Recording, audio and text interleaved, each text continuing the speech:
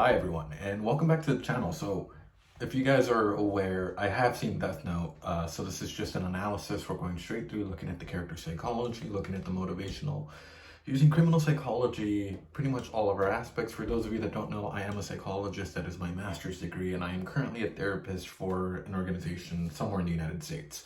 But anyway, with that being said, yeah, let's just, before I state anything else, I have been looking at some of your guys' anime requests and stuff, and I'm jotting them down. I'm just waiting for my computer to come in, because right now I'm recording on an iPhone. So once my computer parts come in and I build it and everything's set, we'll go ahead and switch to that, and the reaction should be, or analysis in general, should be quite quick. So I should probably have 2 or 3 up in a week instead of once every 4 or 5 days.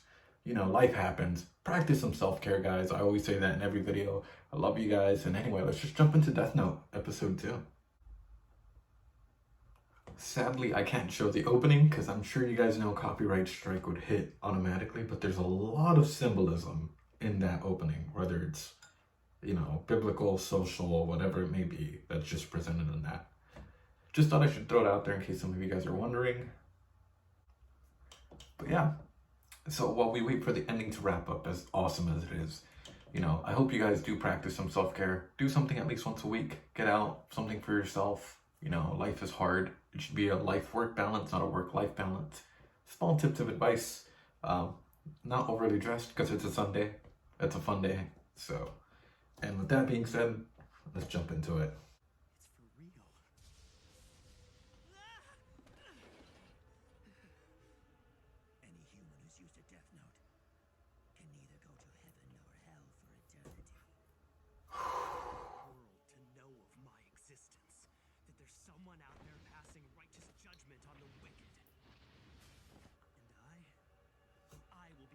And pause it right there. Confrontation.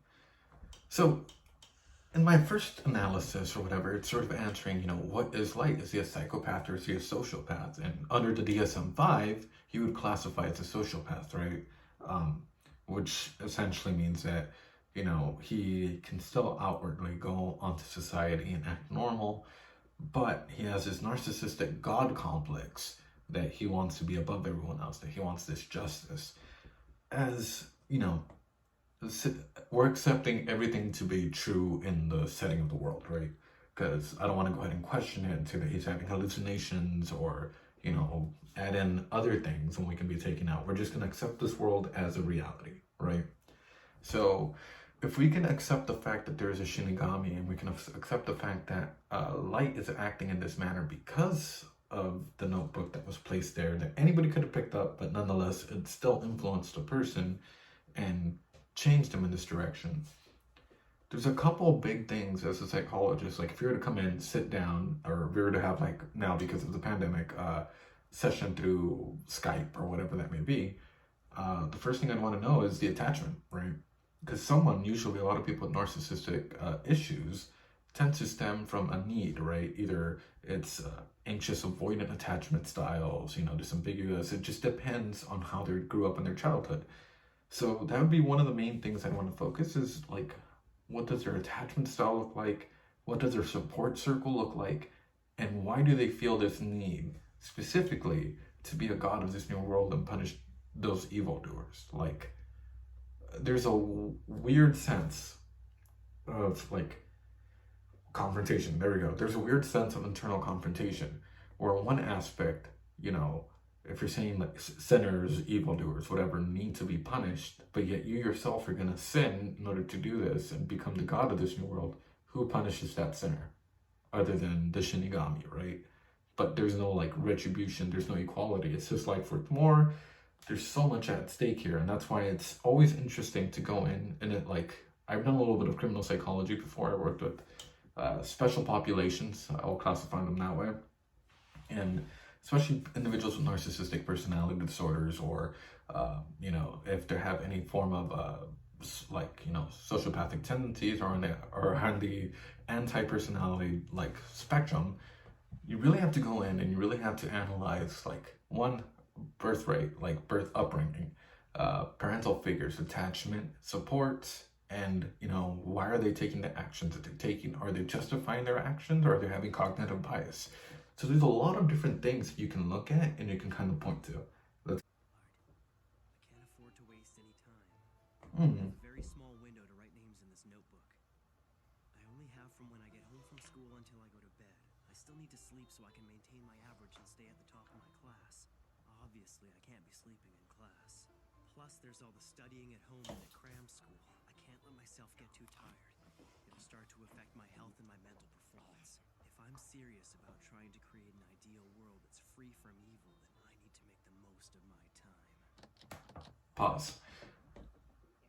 So that right there, ultimately, as I mentioned, my ReZero, never watched the anime. I'm keeping and doing it episode by episode. Well, this one I've watched the anime, so I kind of know where it goes, all the way into M or N or whatever those two are called, and I was just like, eh. But with this one, right, there's always a sense, right, that he messed up. As an individual who carries himself as such a smart person, and if we're going to take it into just the context of what we're watching here, of course that would fit in, but the manner of which he's approaching this is, how would I put this? If you ever go gambling, right, there's always a sense that, when you win, you get that dopamine that gets sent directly to you. So that happy feeling, that love feeling, that sensation of, yes, I just hit something good. Like, let's keep going, let's keep going. So I've wondered for him if there's an actual link between him being able to go ahead and write someone's name and getting that dopamine sent directly to him. If you guys kind of get what I'm saying, like, it would definitely affect the way that he's writing names. It would affect the speed of what he's writing. And also, as I mentioned before, and as I'll keep mentioning, because I want to make certain that people know which ones I have watched, which ones I haven't watched, and that way we're all clear. I know that, like, his father plays a huge role, and as I was mentioning about attachment, right? I wonder if this whole sense of, like, being a good boy, as Ryuk, like, as like he was stating, or whatever was happening earlier with the teacher complimenting him. My bad. This is how I have so many thoughts, and I'm like trying to jot down as I go through. As the teacher was complimenting him about being a good boy, people with narcissistic personality disorders, and a lot of times people in that like to present this mask of themselves, right? Talk a lot about Mask and ReZero. If you guys haven't watched it, feel free to go ahead and go over there. It's not really a reaction, it's a lot more of an analysis of characters, the environment. Is it realistic? Is it not? What's the psychology behind it? Granted, I know that there's like a light novel or whatever, and there's like 2 other seasons. Not caught up yet. I'm taking it episode by episode. That's the way it goes. And so I get my computer here, then I can do like 10 of them and just cut it and paste. But anyway, wearing mask. It is, we do that every day. We go to work, we put on a mask when we're with our coworkers. If Janet tells a joke and it's not funny, you laugh out of courtesy, not just because you genuinely like it, but because you're trying to be normal, right? Putting on a mask can, how would you say it? Overburden you if you're not letting your true self be seen. So aside from Ryuk, aside from this individual that no one else can see, I wonder how many times he's shown his true self or his true intentions that hasn't been out of a form of trying to manipulate something. And how tiring that must be for a student his age, especially a high school student who can be very much manipulated to do something, the bidding of another person. But yeah, that's just my whole concept as to what's happening here. And also as to why his eventual downfall is. His eventual downfall is all linked to his trauma, his growing up, his anxiousness, his narcissistic personality, his God complex that he creates. So let's keep going. I'm sure I'm not alone in suspecting the FBI or CIA. I dare you to say that again. I have a lot of questions I want to ask you guys. We need to confirm that these are indeed homicides and not coincidences. How? Autopsy results show that in all of these cases, the victims died of a sudden heart attack. Investigating a series of heart attacks is pointless. I don't see what else we can learn. Absolutely. If these people had been shot or stabbed, at least we'd have something to go on. If that's the case, it looks as if we'll have no choice but to bring in L.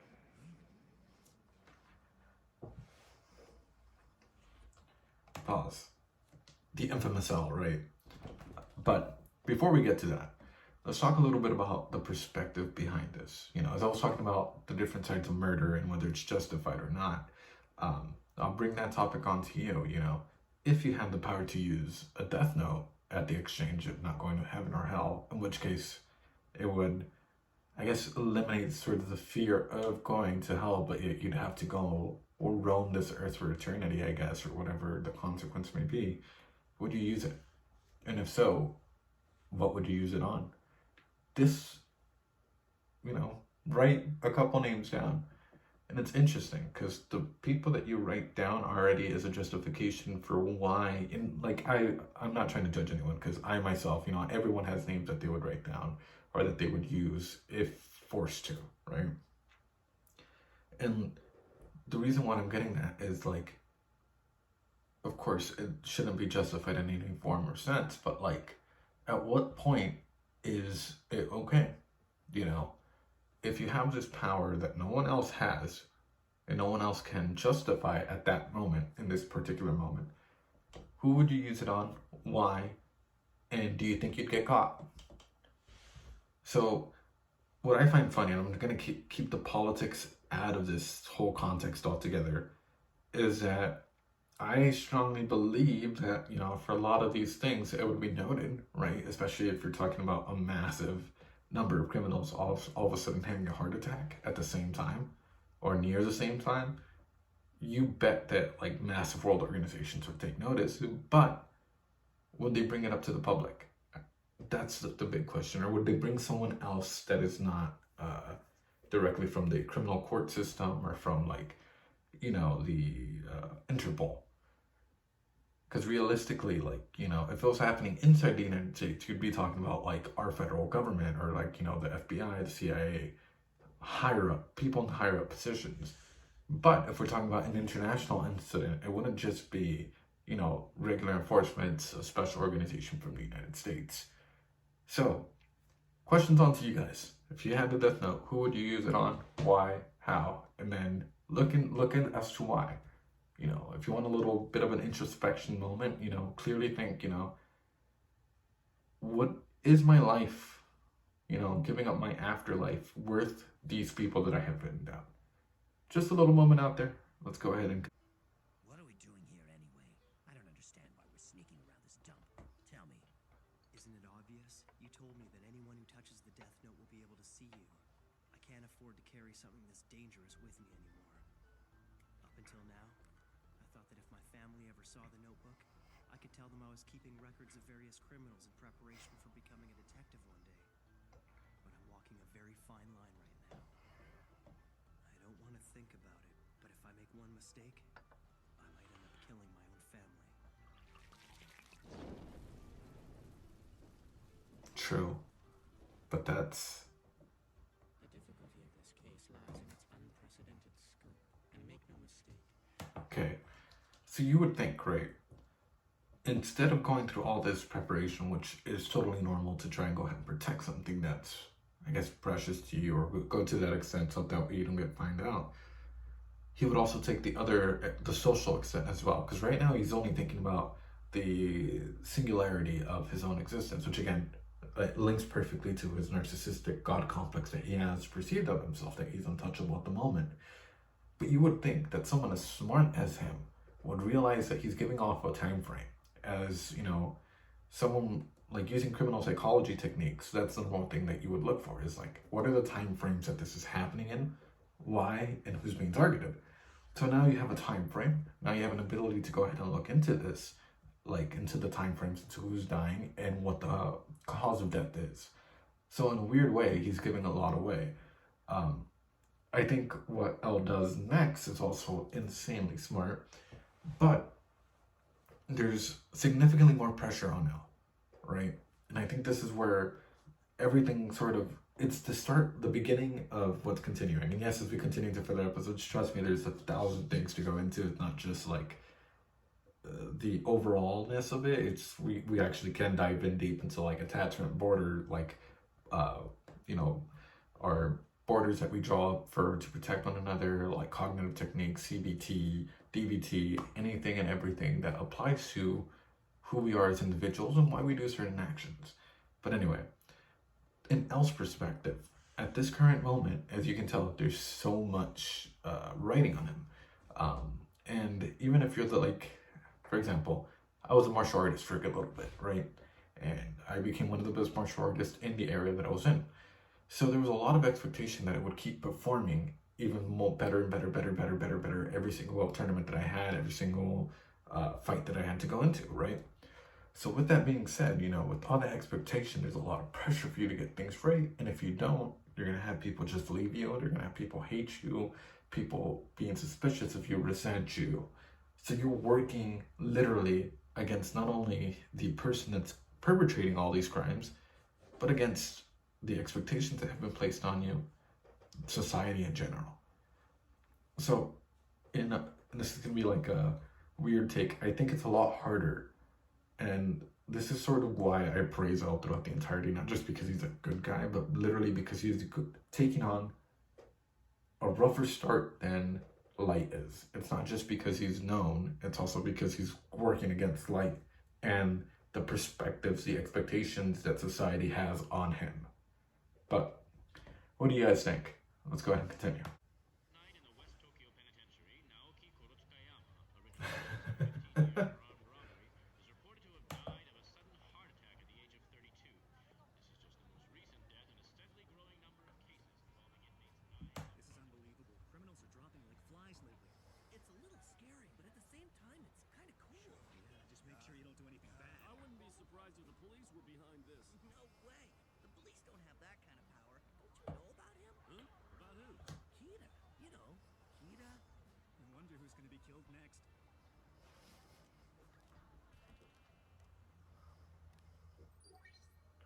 Ryuk, you should check this out.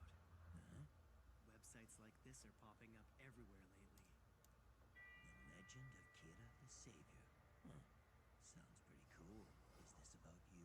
Yeah, I think they've taken the name Kira from the English word killer. Can't say I'm too happy about that, but it looks like that's the name they've decided to give me. When I search the word Kira, I'm pulling up tons of sites just like this one. The media hasn't picked up on it. They're still calling this a succession of unexplained deaths among the world's most hardened criminals. But the people of the world can already sense This is exactly the issue. They know it's they're passing a righteous judgment. Oh? Human beings are like that, Ryuk. Although this would probably never Oh, happen. God. Let's say that students were asked to discuss whether bad people deserve to die. Well, you can bet that everyone would give the politically correct answer. It's just wrong to kill people. That's what they're bound to say. Of course. that's True. the correct response. People would say that. Humans will always try to maintain appearances. Not necessarily. That's just how we are. But this is how they really feel. Most are too afraid to support me as they're worried about what others will think. Many would rather deny my existence.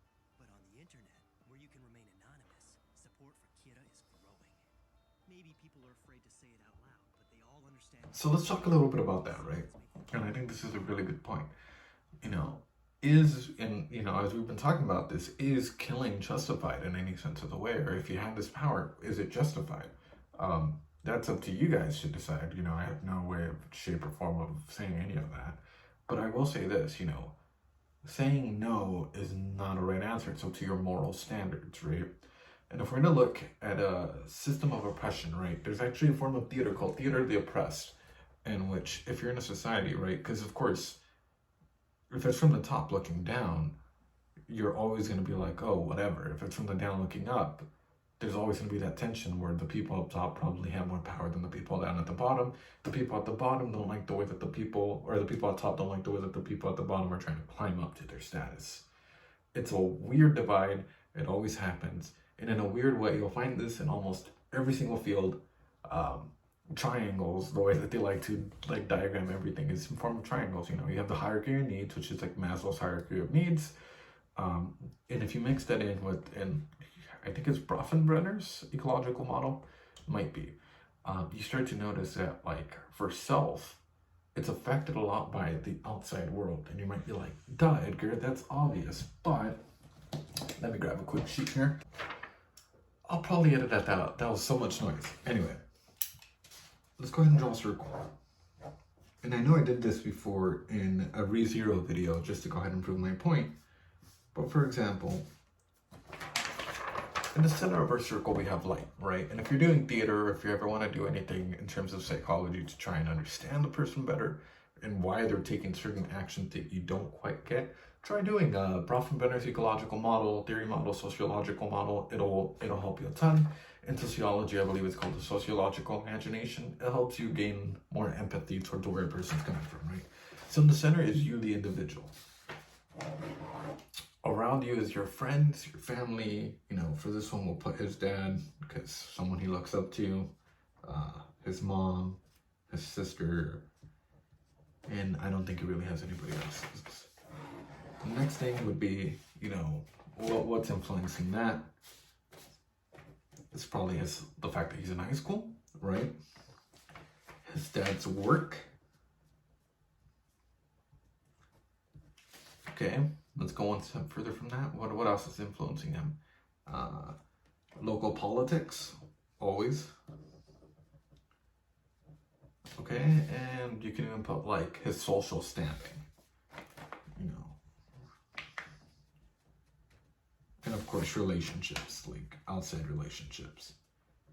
Cool. Let's draw another circle, you know. And this can go really, really big, and you can get bigger and bigger. And sorry, my handwriting's shit. Doctor's handwriting, the way that they say it.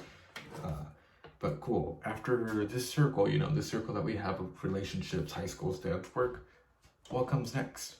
Oh, you know, we actually have the overall government there, and it takes a huge place. The environment. You know, what environment is he living in? Is he living in a good house, a bad house? You know, what is the education output? So like educational institutions, what are the schools teaching? Why are they teaching that? So on and so forth. And last but not least, and as always, we have the global world, or global politics, whatever you want to call it, / global environment, global everything, right? So at the end, you know, I'm not going to go further than this because I don't have a lot of space and also my handwriting's horrible. But if we go through this, right? So let's go with the global politics, the global climate, or whatever this might be, right? Let's say that there's a lot of pressure, there's a lot of wars happening, whatever it may be, just not shown presently, right? So how's that going to affect the educational environment or the government of Japan in this situation, right? In an educational setting, of course, you're going to be taught your stories through the sight of the victors, right? So then this comes a sense of morality. Because we always tend to take morality just for granted, but remember, you are taught morality by the standing and state and government in which you live in. So this is my big awakening. I was taught morality based off of the United States. I was taught history a lot based off the United States. When I moved to Europe, I learned history, morality, and everything through the sense of the Europeans as well. And I took like my 3 years there and learned a lot about that. When I went to South America, I learned a lot about the morality, the status, and the socioeconomic factors that are there. So you tend to take these things into consideration, right? The environment, shitty environment, good environment, how's he living? Does he need food, water, whatever that may be, right? His dad's work. So if the government is, you know, trying to employ these factories or these factory settings, these settings that, like, you know, we're in a war, this is bad, this is whatever, his dad's work is immediately affected by that because he's a policeman. So there's already this sense of like, you must do this is true, this is justice, this is perfect, this is exactly what you must do to be a good person in this world. Local policies. And then there's also this enigma of where do you want to stand in comparison to society in general.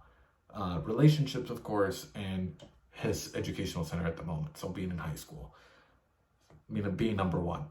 Last but not least, his immediate family, dad, sister, mother, whatever that may be. You know, their outputs, the way that they communicate with them, the way that they use them, or the way that they talk to them, affect them, and him. So you go out, and then you go back in, you go back out, you go back in. What influences him as a person, and is it normal within that setting, right? Normal is different for every person. I want to take that out there. But if you want to go ahead and use this as a way to like gain a little bit more empathy and gain that knowledge as to whether it's realistic if a person would do something like that or not. So, you know, I might even do this in the next episode of ReZero, which I'll probably record next after this episode. And I'll show you guys why, in a psychology point of view, it's realistic to go ahead and just keep doing what he's doing, which is essentially doing those repeats and endangering himself and harming himself and learn doing as much as you can.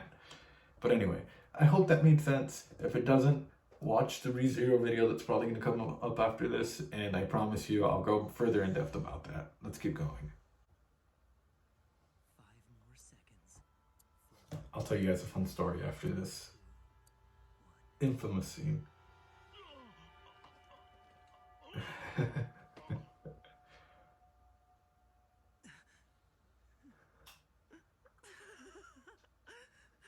What's wrong? You got nothing else to say? I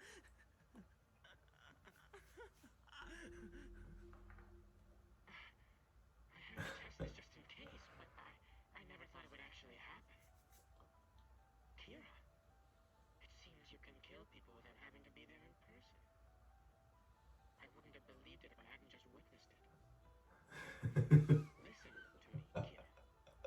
If you did indeed kill Lind L. Taylor, the man who you just saw die on television, I should tell you that he was an inmate whose execution was scheduled for today. Wow. What?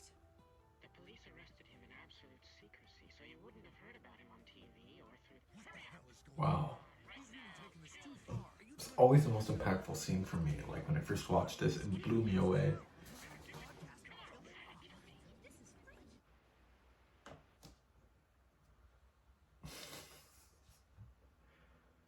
Really? He's Oh, always no. said it's me to do. Oh no, I forgot this. Sounds interesting.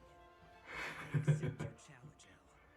Yeah, Each of them has to hunt down the other without knowing the other's name Yeah. or face. And the first one whose identity is revealed will die. Humans are so much fun. Kira. I will hunt you down wherever you're hiding, and I will eliminate you. I am. good place to stop. So, something that's interesting, and just in form of therapy, and also like what I saw Elle did. Elle did a lot of therapeutic techniques, which is essentially confrontation, right? Which is the name of the episode. Something that you'll notice a lot of people with narcissistic personality disorders, or people that are caught up in their own delusional perspective about life. If you confront them about them, there's 3 options. There's usually they either fight back, which Light decided to do. He decided to fight back. There's to run away, deny it all, and he could give up ownership or whatever right there and then, or he could have froze. When confronted with L. Taylor, the fake L, saying that you are evil, you are whatever, that confrontation instantly triggered him to go ahead and fight back. When confronted, when the moment was revealed, he froze, right? There's that split-second decision where now he can either run away or he can fight back. But his pride and his narcissism keeps him in the game because he has this power. He has this ability to keep going. So it's interesting. I would also say that Elle has also a little bit of this where, instead of seeing this as running away from the supernatural challenge, or even, he does a lot of introspection of just stopping and thinking, but he will also keep fighting because he's trying to stay on top of his game, right? But for Light, there's no reason to. There is no outside reason. It's not his job to be a detective. It's not his job to do this. He's doing this out of self-gratification. So take all of that into consideration. Take all of that and put it into one little bubble, right? And you have the perfect form of a crash, literally a maniacal crash, where this person's probably going to have some severe highs and some severe lows based on the confrontational settings. If you guys are ever going into therapy, know that confrontation is a part of the setting. Know to take care of yourself. Sometimes therapists are not just there to give you good positive reinforcement, good validation. We're there to also confront you and give you a little bit of pushback on some of your ideas and be able to go ahead and work off of that, right? Because sometimes we don't realize what we need to work on unless it's pointed out. But anyway, with that being said, I hope you guys have a good day. Please practice some self-care, guys. Let me know down in the comments below what you guys do for self-care. And yeah, next video, I said I was going to do it today, but I'm probably going to do it tomorrow, just simply because it's about to be midnight or 1 in the morning. And I need to go to bed because I have work early in the morning. I have therapy, I have clients. So with that being said, love you guys so much. Practice some self-care, and yeah, leave a comment down below. Welcome to the community, and yeah, I'll talk to you guys later.